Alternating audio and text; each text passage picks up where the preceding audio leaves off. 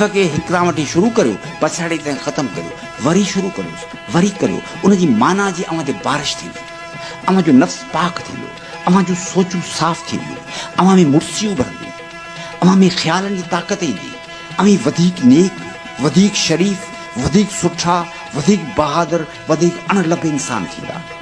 अव्हां खे पाण ते ख़ुशी थींदी, अव्हां पाण में ॻाल्हाईंदा लतीफ़ जे हवाले सां, शहरनि जे हवाले सां, फ़िक्र जे हवाले सां। अव्हां जी कचहरीअ मज़ो कि जे तव्हां कोॾ थिए सुॼे तव्हां सींभा आहियो। हींअर पाण सिंधी माण्हू वटि करण लाइ ॻाल्हियूं कोन, वञा नौकिरी तूं वञण तो कल्चर कोन्हे न, सकावत आहे कोन। सकावत माण्हुनि खे गॾे थी, शेर, शाइरी, अदब, इल्म, फ़लसफ़ो, माण्हू ॻाल्हियूं कनि था, माण्हू ॻाल्हियूं कनि था रातियूं ॾींहं। लतीफ़ साईं लाइ चयो आहे, ॾींहं ॾोरीन ॾुठ खे रातियां कनि रिहान, उमिरि तिनी कां मुंहिंजो रूह रड़ियूं करे। त रुगो ॾुथ ॾोरणो कोन्हे, रिहान करणी आहे। इंसानी कल्चर जी ज़रूरत आहे।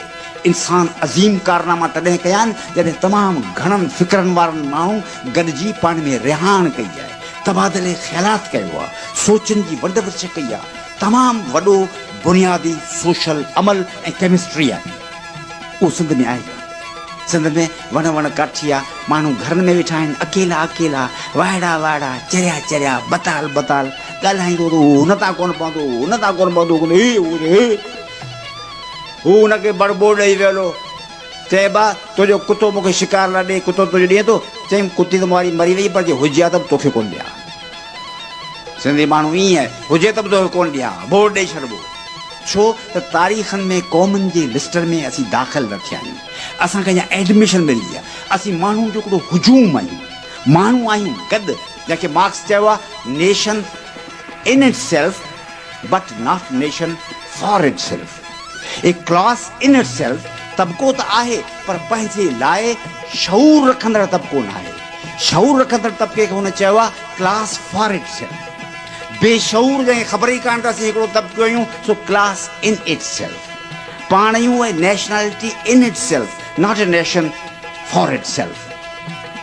तंहिं करे को हुन जोहार ईअं जखरो लतीफ़ जिन माण्हुनि खे बनायो जिते पाण अञा शुरू कोन कयो आहे। लतीफ़ जो मुतालो सिंध में शुरू कोन थियो आहे, अञा रस्मी आहे, अञा त पीर मां ई कोन चढ़ियो, अञा त पढ़ पिया पवनि, अञा त जो सदर मोहतरम अचो वजत करियो रियूं रियूं रियूं हुन को भॼो वञे का ख़बर कान्हे। ख़ैर पर अचो त लतीफ़ खे साराहियूं।